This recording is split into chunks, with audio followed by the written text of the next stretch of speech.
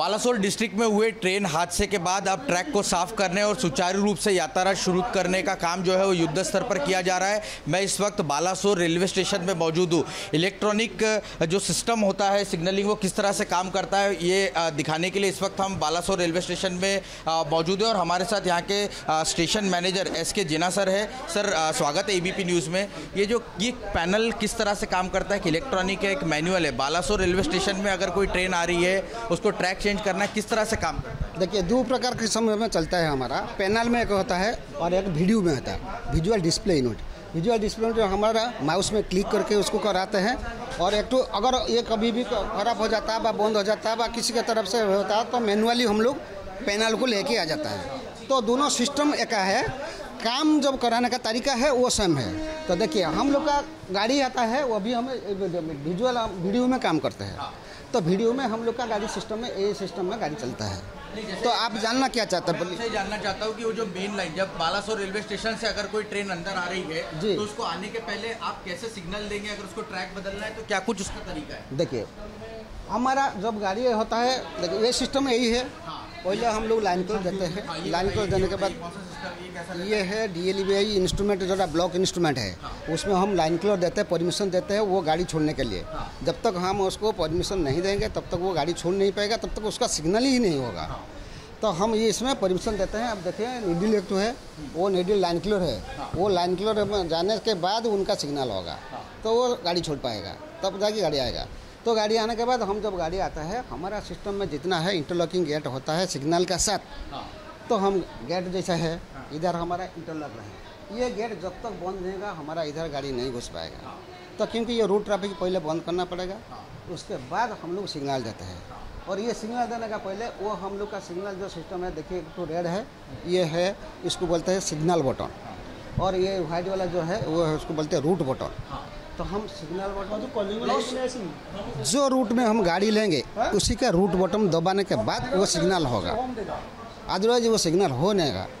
आप चाहेंगे तो वो सिग्नल बटन दबा के और दूसरा लाइन का बटन दबाएंगे वो होगा ही नहीं, कैसे हालत में नहीं होगा। वही रूट में आपको पूरा कॉन्सर्न पॉइंट सब बनाना पड़ेगा, उसके बाद जाके सिग्नल होगा। लेकिन मैन्युअली जैसे ये किया जाता है, आप कह रहे हैं कि इलेक्ट्रॉनिक ऐसा सिस्टम है, लेकिन मैन्युअली किसी एक बटन दबाने से रूट चेंज नहीं होगा? नहीं होगा। एक बार लॉक हो जाने से, मान लीजिए आप ये सिग्नल मैंने दे दिया, जब तक वो गाड़ी नहीं आएगा तब तक कोरोमंडल एक्सप्रेस, मान लीजिए, कोरोमंडल का बात नहीं कर रहा, कोई भी गाड़ी आएगा, एक बार इसको सिग्नल दे दिया बोलने से आप चाहेंगे भी तो ये रूट को चेंज नहीं कर सकते जब तक वो गाड़ी नहीं जाएगा उसका ऊपर। बाकी जो भी गाड़ी है वो गाड़ी एकदम पास में जब तक नहीं होगा तब तक हमारा कोई सिग्नल, कोई रूट भी नहीं होगा, क्योंकि ये लॉक हो जाता है। ये रूट सब लॉक हो जाता है, वो रूट रिलीज नहीं होगा। ये रूट देख रहे हैं आप एक तो देख रहे हैं, ये जो रूट है ये रूट लॉक हो जाता है। ये लाल देख रहे हैं ना, ये अभी नॉर्मल हो गया। ये रूट ये लॉक हट गया, ये रूट अभी अनलॉक हो गया। उसको अब आप अभी चेंज कर सकते हैं। ये देखिए, ये चेंज किया, देखिए वो चेंज किया।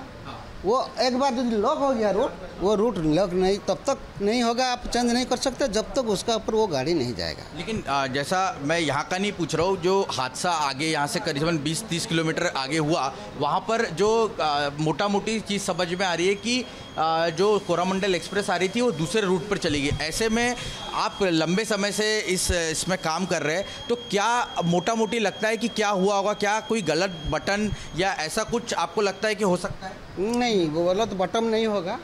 गाड़ी डिरेलमेंट के वजह से वो गाड़ी हादसा हुआ है, लेकिन डिरेलमेंट कौन सा कारण के लिए हुआ है वो हम लोग को बता नहीं पाएंगे। वो उधर जब इंक्वायरी होगा तब पता चलेगा। मुख्य तौर पर सिग्नल जो दिया हुआ वो गलत सिग्नल नहीं दिया हुआ होगा, क्योंकि ये जो सिग्नल दिया हुआ था वो रूट बटन और सिग्नल बटन, रूट बटन देने के बाद वही कंसर्न रूट में गाड़ी जाने का था। मुख्य तौर पर जेना साहब, डिरेलमेंट जो हुआ है, डिरेलमेंट तो हुआ है, डिरेलमेंट के वजह से वो हादसा हुआ है।